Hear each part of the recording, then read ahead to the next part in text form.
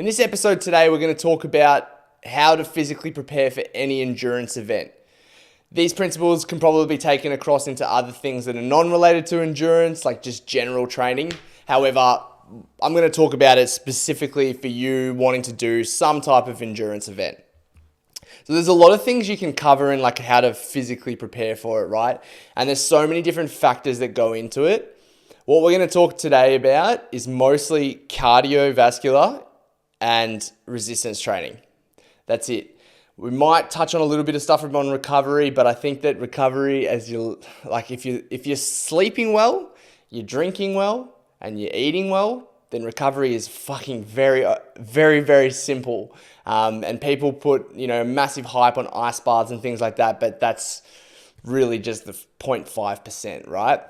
So what I'm going to cover today is things like not only giving you a bit of understanding on like what types of cardio. I'm not going to spend too much time there because I think you've probably been exposed to that before, but more so how do we load each type of cardio and why we should load it the way we should load it, right? I'm going to talk about resistance training again as well, like how do we load it, the difference between volume and intensity and how we kind of vary each one of those. And then we're going to have a look at like how we can put it all together in a program. So hopefully you leave this episode with kind of the idea on how to build your own program. Now, I've been a PT myself for a really long time, since 2014 or 2015. So it has been a long time for myself, as well as I've been training myself and seeing coaches that whole time. So although I'm going to simplify the shit out of this for you, I have gone through the ringer of learning experiences with this stuff, and this is what I've come out with on the other side, okay? So yes, it's simple, but it's simple through going through a bunch of shit first. All right, so what we're going to do is we're going to start with weights and resistance training, right? Now remember, the first thing first is to take into consideration what you want out of this training block or this training program, right? Like if you think about what you want out of it, if it's an endurance event, if your goal is to run 100 Ks, then you want to be good at running, right? That is first and foremost. So that is where you should build your program around, and everything else should kind of fall into that, right? Number one focus is the endurance side, and then everything around it is building, essentially, is that you're plugging holes so that you can achieve what you want to achieve. Now, once you have your goal set, like let's say you want to run 100 Ks, then you got to look at the things that you need to do from like a minimum point of view. And there's certain things like with resistance training that I think should be in anyone's program for any type of endurance event, or there's certain principles that need to be in anyone's program. And those things are going to vary based off what you're doing, but overall they're going to stay pretty similar. So in general here, you should be doing at least 2 resistance sessions per week. You can go up, you can go to 3, you can go to 4, but at what cost, right? Everything is a cost. You only have so much adaptable energy that you can have in a week, which means that if you start doing 3, 4, 5 resistance sessions a week plus cardio, your adaptive energy is going to be split between your cardiovascular endurance as well as your resistance training. Now that is kind of counterproductive when your goal is to run 100 kilometers. If your goal is to run 20 kilometers and you just wanted to kind of get it done, then you could probably increase that resistance training.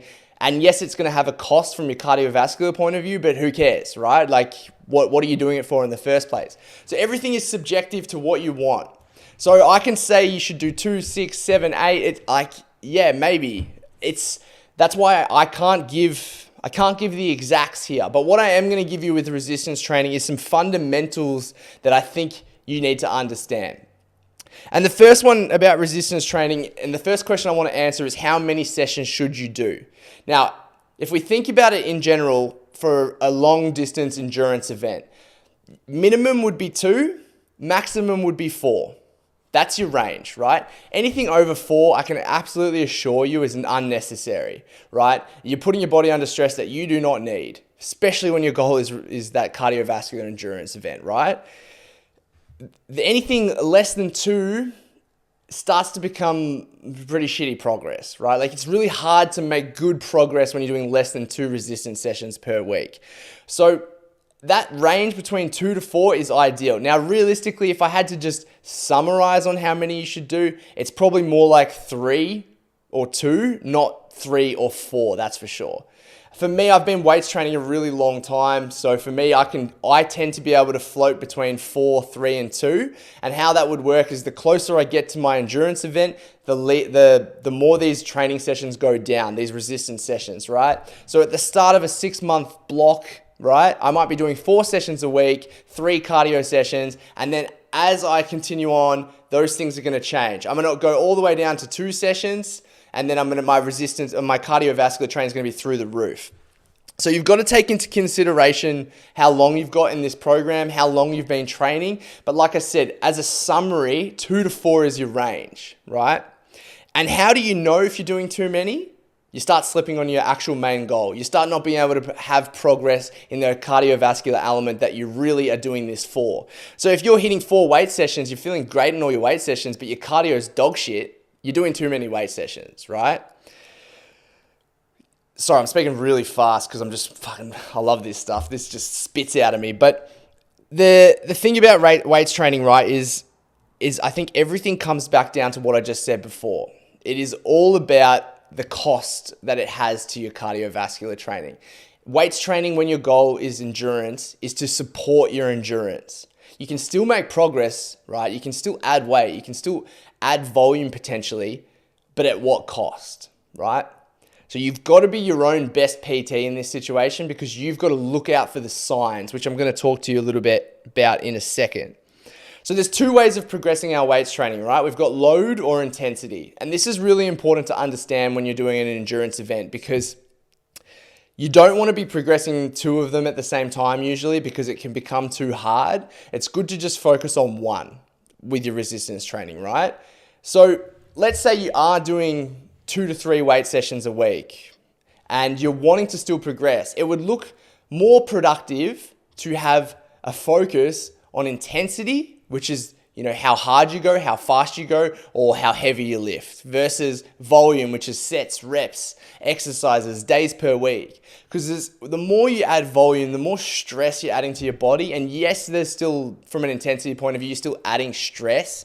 However, it's a lot easier to recover from lifting heavier each week than it is to be adding volume upon volume upon volume, right? Like, that's why for me, having that 3 weight sessions, because that tends to be my perfect number for me, those 3 weight sessions, always trying to focus on lifting heavier and keeping it in that RPE, right?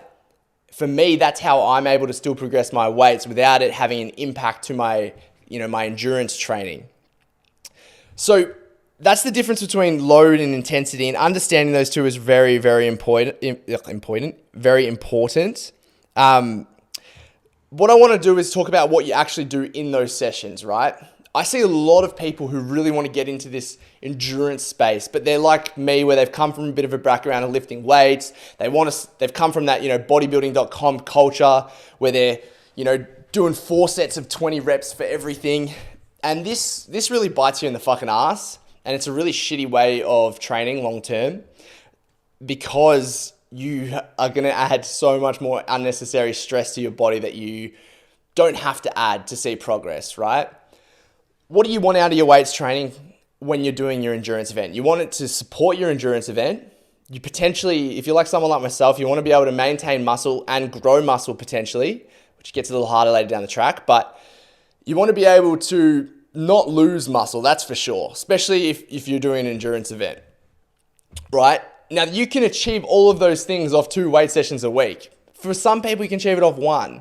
3 is good because a lot of the time you can make a little bit more progress depending on your level. But my point is what you do in those sessions really does matter. And once again, coming back to that main goal, it's there to support your endurance training. So what do you do in them? Now, the way that I like to think about them is if you've only got 3 sessions a week, right? You're not going to do chest on a day, back on a day, and legs on a day, because that means you're only hitting one muscle group once a week. And what does science tell us about that? It tells us that it's better to hit the same muscle twice a week. So if you were doing 2 sessions, you would do 2 full body sessions. If you were doing 3 sessions, you might do 3 full bodies. You might do 2 full bodies and 1 upper body, depending on what your goals are. Being that it's a little bit less necessary to do 3 than, when you're doing 2, you're kind of doing the bare minimum of what you need to do, right? So for the third one, you might add something that fills the soul rather than fills the gap that you are essentially missing, right? So for me, that would be something like a full body, a upper body, and then a full body. And the way that I split the program up, right, and this once again is a little bit subjective to your experience and what you've done in the past, but as a general understanding, a good way of looking at a good healthy program is something like this. You go, I'm reading off a sheet here because I want to make sure I don't stuff this one up, but you got 2 main lifts, you've got 2 accessory lifts, 2 isolation lifts. So 6 total exercises, which is a really good amount that you can tolerate and recover from well for your endurance. So your 2 main lifts might be like your 2 big compound lifts, so you're still getting that strength work in there. Then you've got your 2 accessories, which might have more of a hypertrophy focus. And then you've got things that you're trying to work on from, a sport-specific point of view. So those isolations could be like rehab-based movements. They could be movements that are more aligned with your sport that you're trying to do, or they could be more aligned, once again, with those soul-type movements. For example, if you wanted to keep some biceps throughout this program, right? So the 2-2-2 way of looking at it is a really good way to know that you're getting everything you need in a program. And you can always add to that, but you don't necessarily need to add anything more to that. So once again, we're working from minimums here, and a minimum is 2 sessions like that 2 sessions like that a week, right? So a total of 12 exercises a week, and you are perfect in terms of what you need to do to have a really strong, resilient body for these endurance events. Anything on top of that is awesome. However, too much on top of that starts to become an issue for your endurance training, right? So you've just got to be really intuitive with how you're doing this to make sure you're not fucking up your endurance body. So that's a bit of a summary on the weights training, right? So just to recap, what have we got? It's good to understand that the number one goal is endurance, right? So it's not weights. So weights is our accessory to this main program. What we need is a supportive program that supports our endurance, which looks something like 2 full bodies per week as a minimum, as well as 6 minimum exercises per week. Now, I see a lot of guys that'll do 4 sets, 5 sets, 4 sets of 20. I'm fucking telling you, it's junk. You do not need to do that. And there's a lot of guys like fucking Nick Bear and all these go on more cunts. Oh, sorry, I shouldn't say that. But those guys are all fucking pumping gear up their ass. I'm telling you that a lot of these dudes are just smashing gear and then giving you advice on it. It's easy to recover really, really well from exercise if you're jabbing needles into your asshole, right? So a lot of these guys that you see, they're bad examples of how you should do your weights training. The body is resilient and it does adapt. It will overcome what you give it, but just remember, what are you doing it for in the first place? And that's what it comes down to, right? All right, we're going to get into cardio. This is obviously what this is really about. Once again, weights is your minimum standard, right? This is now your main goal. So there's 2 types of cardio. You would have heard this probably a million times. You've got high intensity, low intensity, right? You can go into heart rate zones, and we can talk all about that all day. We're not going to. What we are going to talk about it as is you can either have a conversation or you can't, right? One's max effort, one's not. It's pretty easy to understand. Now, the biggest pointer I can give you with cardiovascular is that you do not do the mid-range because it's all junk. So do not try and go for a reasonably fast run that you're like puffing quite heavily, but not too heavy with. All of that's really junk and you don't recover well from that. And the adaptations you get are pretty poor. So it's really good to stay like under 160, under 150 for your heart rate in that zone 2 spot. You can spend a lot of time here. And this is where you want to be accumulating 80% of your workload per week, right? Now, you're not going to probably get out your calculator and work out an 80-20 split, even unless you're a proper athlete here. So in general, we got 6 days we're training in a week, right? 2 of them are gone because they're weights. 2 of them are gone because they're weights, right? So we're left with 4 sessions. Okay, Well, 80% of 4, is 3 sessions, right? So 3 sessions are low to moderate, and then 1 session is high intensity. Now, if you wanted to get more low to moderate in here, you could always do the 4th as a low to moderate and add the high intensity, the short high intensity to one of your weights days and as like a post-weight session high intensity workout, right? That principle that I've just talked you through is how I've done all of my events. Right there, as a minimum baseline, 2 weights, 4 low to moderates, 3 to 4 low to moderates, and then 1 high intensity. What you do in those exercises, what you do in those cardiovascular sessions is going to change based off what you want to achieve, right? I've done that with burpees. Zone 2 burpees for fucking 2 hours in my backyard. Zone 2 fucking drag a sled around a park. Zone 2 ride a bike to Adelaide. Like, there's all of my challenges and all the things that I've done have been based around that. Yes, there's been times where I've done 3, 4 weights at very early on when I'm just getting used to these cardiovascular movements. But as I get closer, I'm bringing them right down and I'm jacking up those zone 2 loads. Now, the reason you keep the high intensity in there is like working on your anabolic threshold is an important thing to do. So you want to keep some type of high intensity work in there. Plus, it's good for the fucking mind. It's great to have something in there that you'll work really, really freaking hard towards and you get those mental gains as well, right? Now, that's the best way to load your cardio. The question is like, how much do you do in those sessions? That's going to be subjective to what you're trying to achieve and why, right? The thing that I would recommend is like a general principle here is now that you're doing that 80-20 split where you've got most of your work throughout your week is done in that low to moderate range, find an amount you're doing over those sessions that's reasonably similar. So if your goal is to run 100K, you might be doing like a 10K, 10K, 10K, or a 5K, 5K, 5K, whatever it is for that event. Find that baseline where you kind of finish the week. You've done your full week of weights, your cardio, your high intensity, and you're on Sunday, you're maybe a little bit sore, but you feel all right. You feel pretty good. You feel like with a good night rest, Monday comes around, you feel fine. When you feel fine on a Monday, like for me, I rest on a Sunday, so that's why I'm saying it. But if you've done your full week of training, had a rest, and then you feel ready to go again, you're in the sweet spot. It's really, really tempting. And someone like myself, and especially when you see tons of people like Goggins and just like, fucking go for a 10K run any chance you get, wake up, 10K run, sleep, 10K run. Like, it's good to have a little bit of brain power behind this too, right? It's all good to be a fucking hard cunt, but it's good to have an idea of what you're doing. And I'm telling you, if you can find that point where you've got a really, really good feeling after each week, where you feel good and you feel ready to go, you're in this nice sweet spot. And then what I would do there is I would add load. And that load might be like a 5% to 10% to 20%, depending on how quickly you're going up here. But adding like that anywhere between 5 to 20 is a really good amount. So 5% of your cardio load to 20% of your cardio load, and adding that each week. And then depending on, once again, very subjective here, right? Depending on the event, you may raise intensity or you may raise volume. You may do it faster or you may do it longer. For endurance, a lot of the time that means longer, not faster, because when you aim to do things longer and you spend more time in zone 2, guess what, motherfucker? You go faster eventually.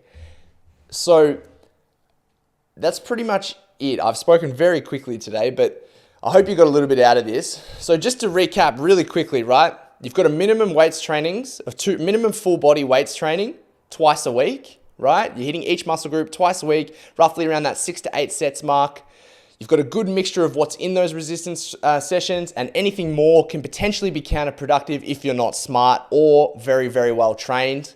Right, then you've set your cardio, you've chosen your low to moderate ranges, you've chosen what you're going to do for that high intensity cardio, and then you're adding load to your cardio sessions based off either intensity or load, preferably load, which is time, and then you're just tweaking it and tweaking it and tweaking it as you go. Guess what? You're now an athlete. Like, it's really, really that simple. And anyone that is going to give you some crazy tips outside of this. Look, there's a lot of tips and there's a lot of guidance out there, but that principle is going to take you to fucking anywhere you want to go, guaranteed.